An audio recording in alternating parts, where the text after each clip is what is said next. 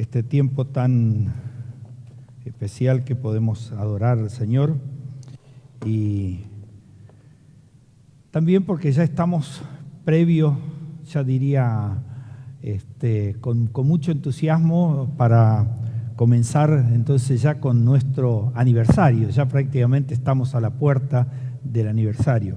¿Querés cerrar los retornos? Porque estamos teniendo reverberancia muy fuerte. Entonces les decía que estamos en ese momento tan especial.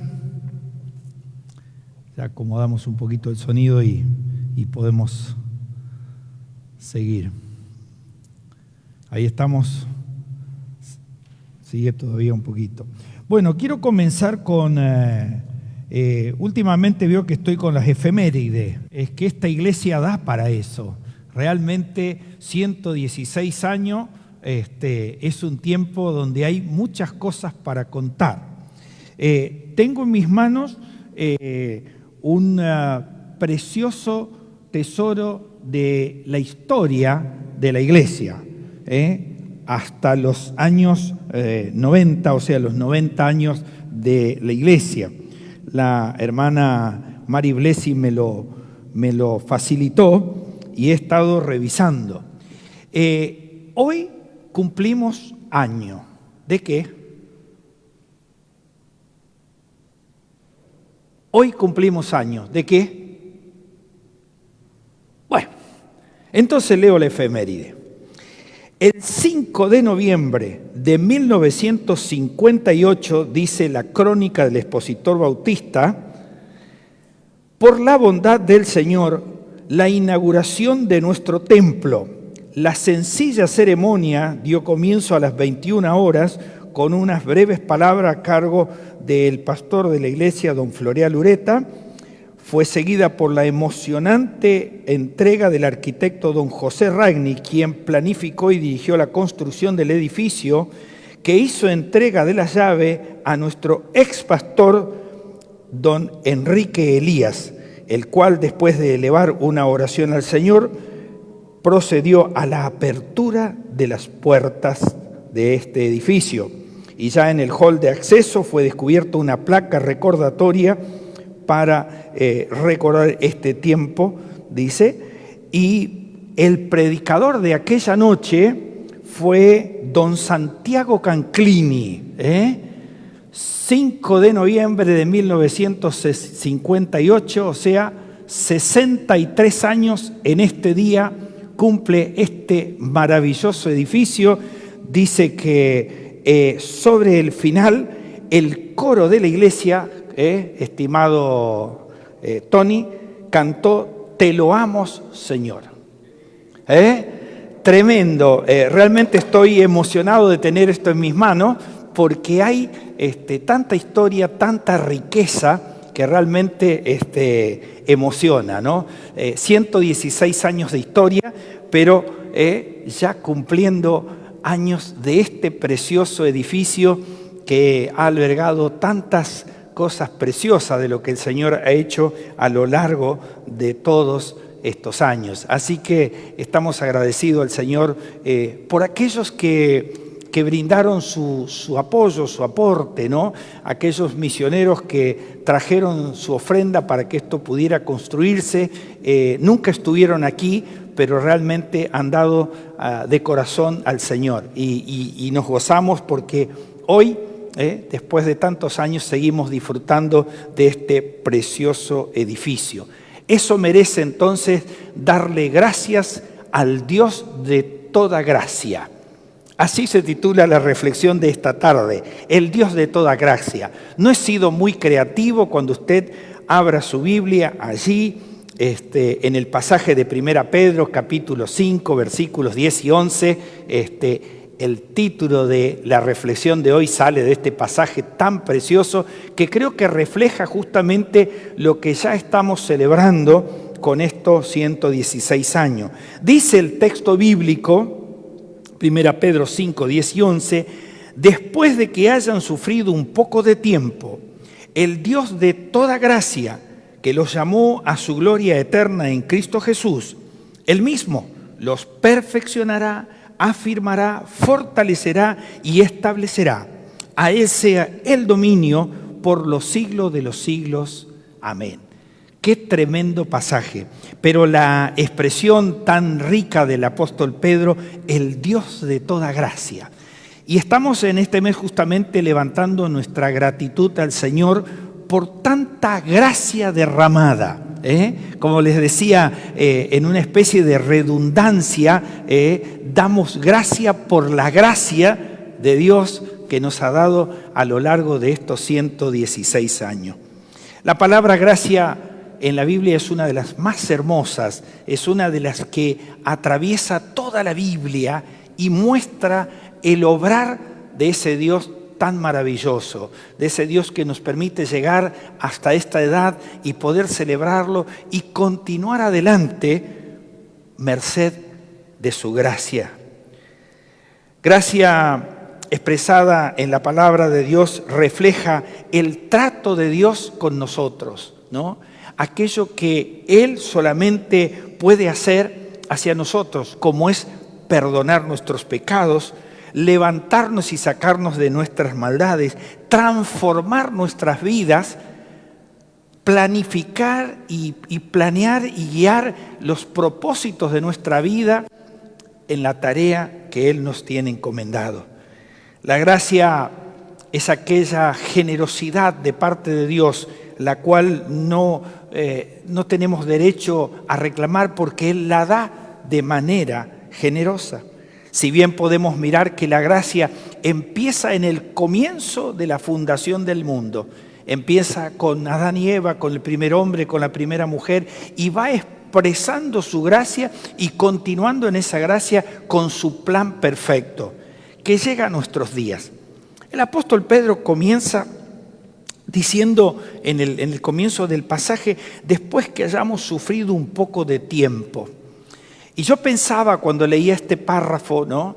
En 116 años ha habido tiempos de sufrimiento, ha habido tiempos de dolor, tiempos de tristeza, tiempos de pérdida de grandes hombres de Dios, de grandes mujeres de Dios, que hicieron tanto por sostener y continuar con la obra del Señor a lo largo de la historia. Por supuesto que el pasaje está refiriéndose a aquellos expatriados. Pedro le escribe a los que han tenido que emigrar, que escapar por la persecución, y dice a estos que están sufriendo. Tal vez no se ha dado de la misma manera en estos 116 años, pero sí seguramente hemos pasado por distintas etapas de tristeza, de sufrimiento.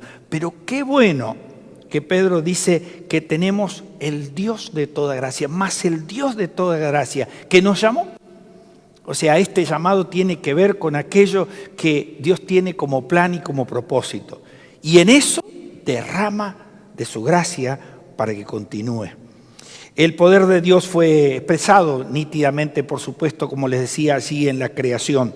Después de la caída, Dios sigue manifestando su gracia y llevando adelante su plan eterno. Salvar a la humanidad que estaba perdida.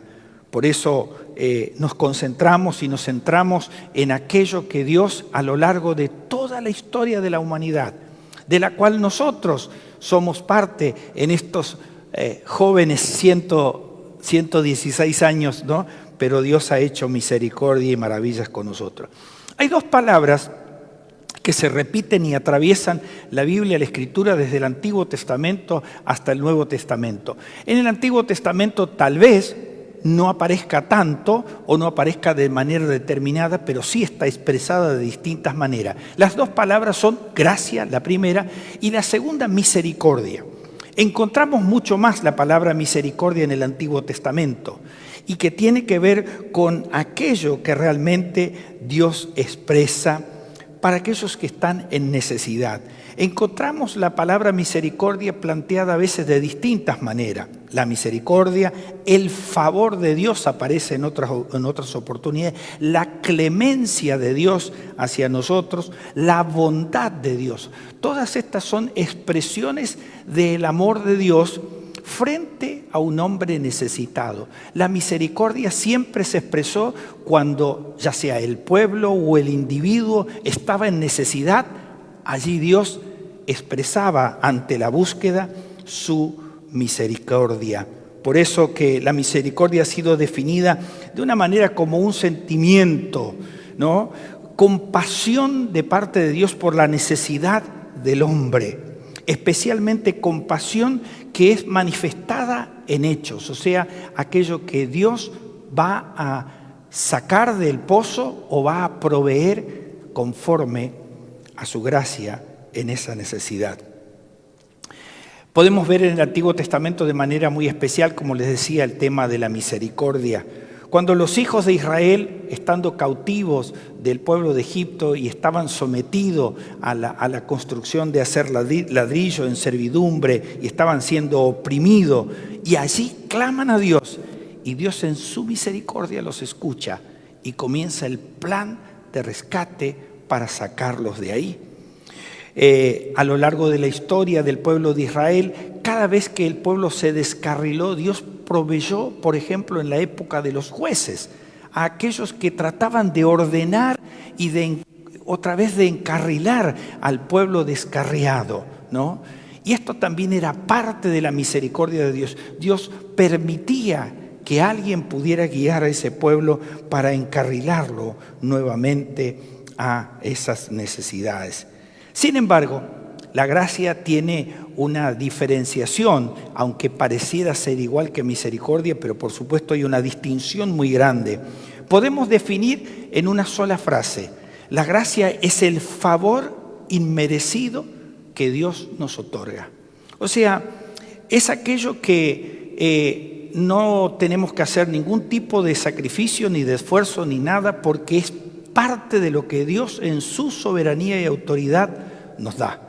No es algo que nosotros podemos clamar como derecho.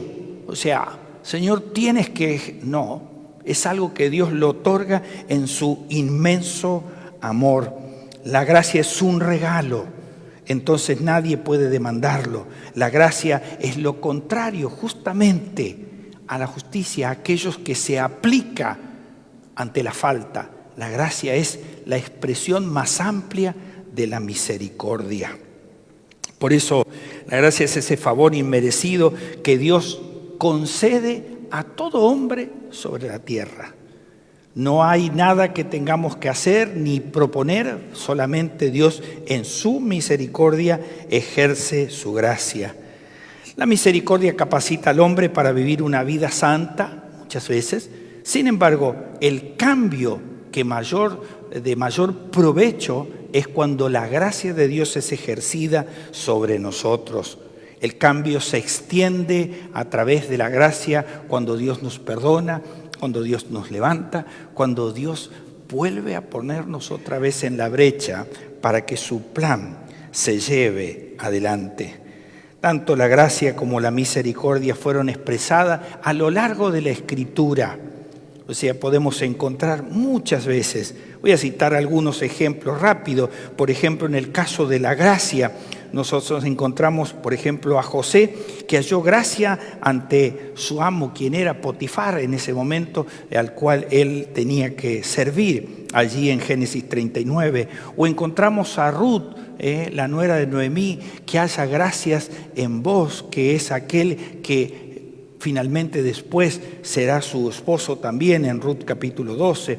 Esther con el rey Asuero, Daniel con los jefes oficiales, con el copero, Nehemías con el Artajerjes, el rey, el cual le pide esa gracia para poder ejercer su tarea de reconstruir los muros. Respecto a la misericordia también podemos encontrar, por ejemplo, a Rahab, aquella conocida prostituta, la cual pide misericordia ante los espías de Israel para que cuando vengan a tomar posesión, dice, yo y mi casa seamos salvados. Y ustedes recuerdan cómo fue esa salvación. David, cuando es perseguido por Saúl, por el rey Saúl, pide misericordia a Jonatán, el hijo, el amigo íntimo de David. Y así podemos ir viendo muchas cosas o muchos pasajes de la Biblia donde se expresa tanto misericordia como gracia. Encontramos dos cosas. En primer lugar, que la gracia es aquello que transforma y cambia al hombre mediante el amor de Dios. Ya sea que esa misericordia sea expresada de una manera o de otra, pero podemos encontrar que la gracia viene de arriba hacia abajo, o sea, Dios la envía a nosotros. Ahora, eso nos lleva a expresar en nosotros nuestro prójimo. ¿De qué manera? Con el amor. Recibimos de su gracia amor de Dios y estamos listos para dar amor de Dios a aquellos que están a nuestro alrededor. De modo que en la Biblia nosotros tenemos muchos ejemplos, tanto de misericordia como de amor. Por eso yo pensaba que llegando a una edad tan importante como es 116 años, podemos reconocer y recordar una y otra vez cuánta misericordia ha tenido Dios ayudándonos a lo largo de todos estos años y cuánta gracia Él ha expresado en su amor por llevar adelante el plan de Dios a través de esta su iglesia. En la Biblia encontramos también que la Trinidad fue expresada también en esa gracia. Veamos algunos párrafos, por ejemplo, con respecto a Dios el Padre. Allí en Romanos 1:7 dice: gracia y paz a vosotros de Dios nuestro Padre, del Señor Jesucristo. En el caso de Jesucristo, Gálatas 6:18, hermanos, la gracia de nuestro Señor Jesucristo sea sobre vuestro espíritu. Y en el caso del Espíritu, allí en Zacarías 12:10 encontramos: y derramaré sobre la casa de David un espíritu de gracia. O sea, es manifestada a lo largo de toda la Trinidad. Misericordia y gracia.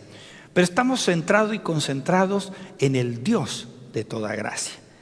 Y el pasaje del apóstol Pedro que abrimos en esta noche nos lleva a 4 definiciones finales en ese pasaje, que son realmente para tenerlas en cuenta y para recordarlas cada día.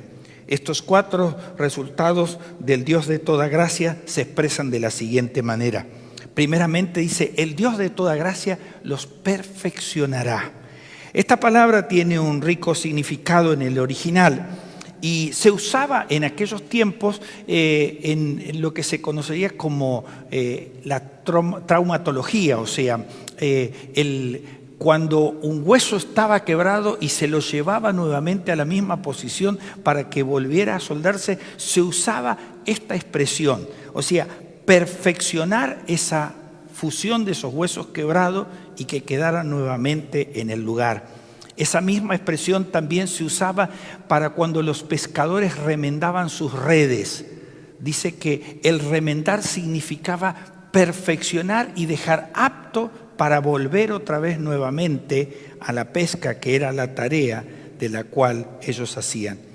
Es posible, por supuesto, de que Dios use de distintas maneras aquello que esté dislocado o aquello que esté roto o aquello que esté fuera de lugar en nuestras vidas para ponerlo, para perfeccionarlo, para llevarlo otra vez al lugar correcto. O sea, Dios toma ese trabajo con cada uno de nosotros y nos va perfeccionando cada día. Recuerde lo que el apóstol Pablo nos dice allí en Filipenses 1:6, estando persuadido de esto, que el que comenzó en nosotros la buena obra, la perfeccionará hasta el día de Jesucristo. O sea, es una tarea que Dios hace constantemente en nuestra vida. Va perfeccionando, va llevándonos a ese estado de madurez para que nosotros alcancemos esa plenitud que será, dice, hasta el día final en que iremos a la presencia del Señor. La segunda cosa que surge de este pasaje es que el Dios de toda gracia también dice, nos afirmará.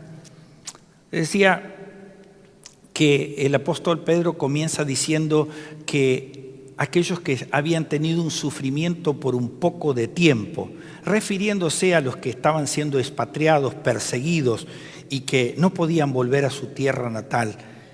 Y Pedro le dice que el Dios de toda gracia primeramente los va a perfeccionar, pero en segundo lugar los va a afirmar. Yo pensaba en relación a nosotros en este tiempo, ¿no?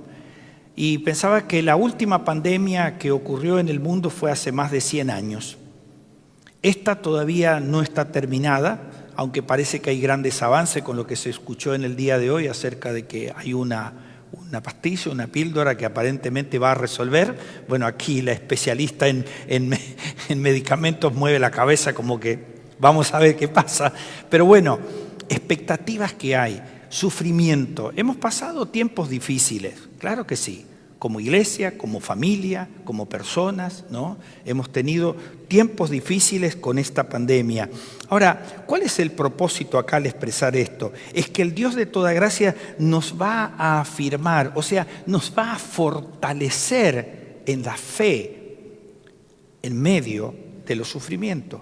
La palabra griega para afirmar tiene la idea de hacer algo sólido como el granito, ¿no? Esa palabra lo usó, por ejemplo, Lucas cuando se refiere al Señor Jesús que toma la decisión para ir a Jerusalén. Dice el pasaje, afirmó su rostro para ir a Jerusalén. Afirmar significaba que sabía cuál era el resultado que él esperaba.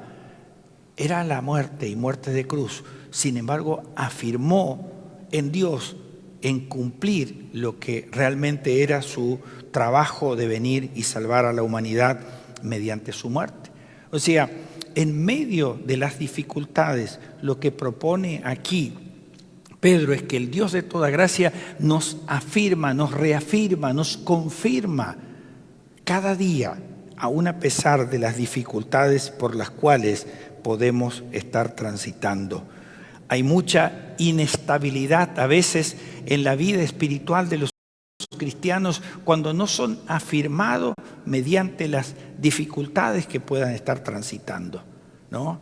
Hay personas que se desaniman y deciden abandonar la fe porque realmente en la prueba no sintieron o no apreciaron de que la misericordia y la gracia de Dios estaban allí, de que realmente este Dios de toda gracia estuvo presente y aunque pasó lo que pasó, Dios quiere afirmarnos en esa bondad.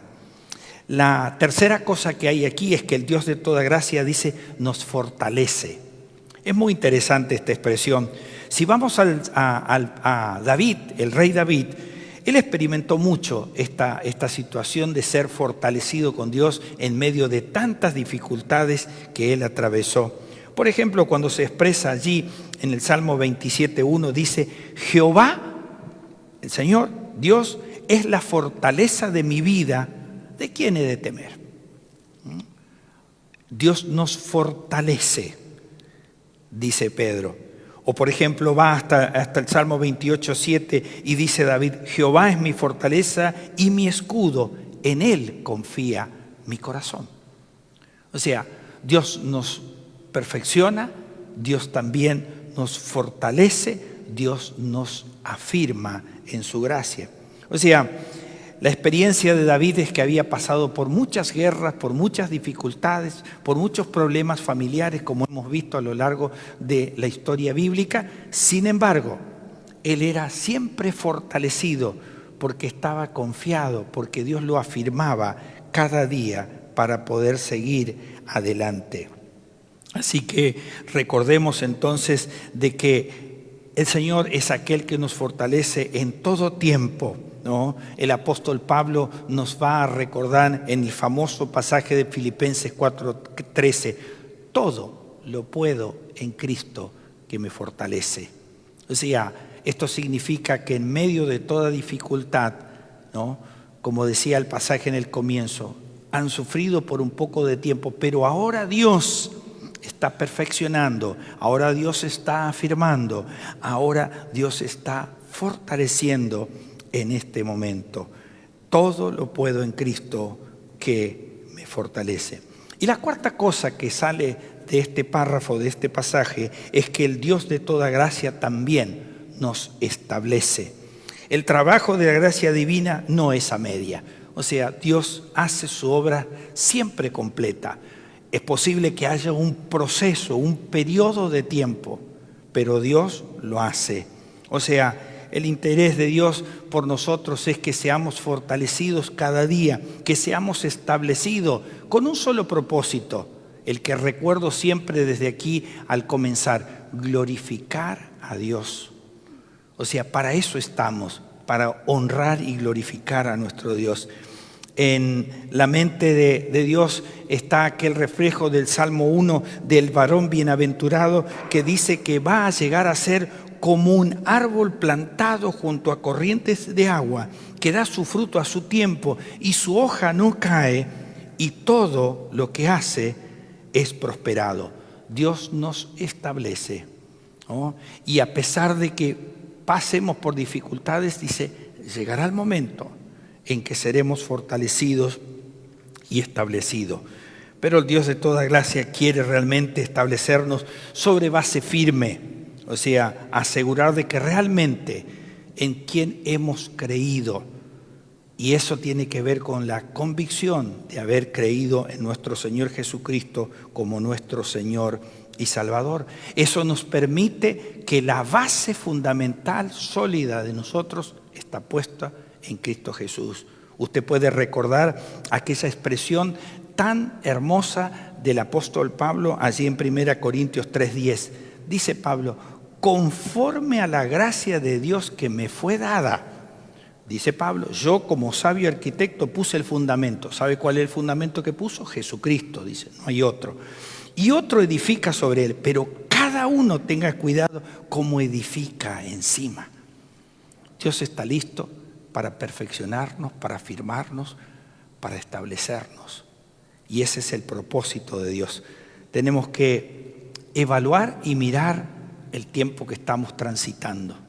Dios en su gracia y misericordia nos trajo hasta aquí por 116 años. Muchos hombres y mujeres dieron su vida, sacrificaron sus bienes para que el Evangelio siguiera avanzando y fuera prosperado. El plan de Dios se cumpliera de principio a fin. Y entonces este es el propósito. Ahora Dios está listo para que nosotros justamente seamos establecidos de esa manera. Permítame concluir de esta manera. El Dios de toda gracia primeramente dice, nos va a fortalecer en tiempos de dificultad. Pero luego también dice que el propósito de Él es afirmarnos.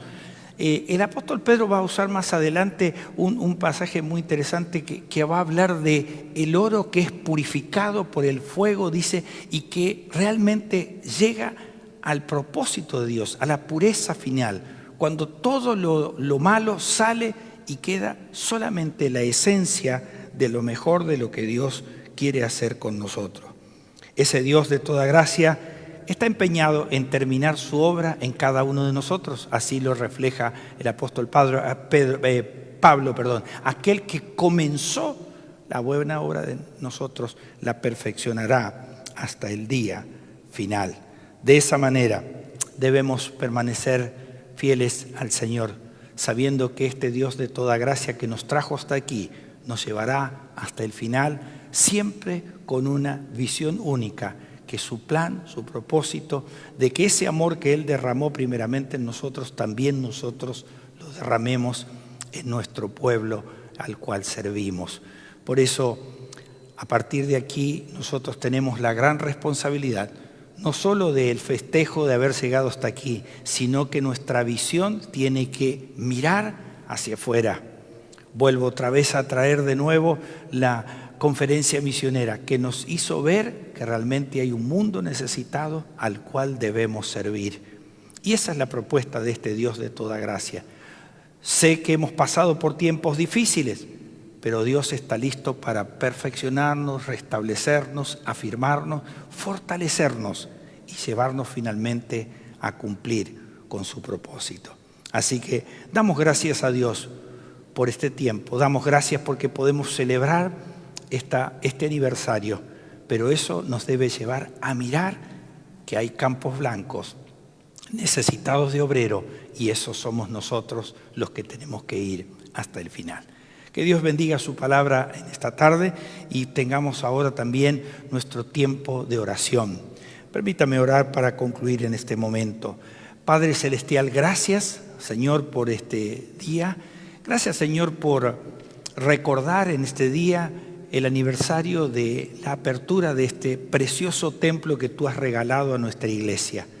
Gracias, Señor, por estos 63 años de este precioso edificio que con esfuerzo de ofrendas de hermanos que aún ni los conocimos ni pudieron llegar hasta aquí, pero que ha sido posible que este edificio estuviera de pie, con un solo propósito: honrarte y glorificarte a ti, y que desde aquí se anuncie tu evangelio hasta lo último de la tierra.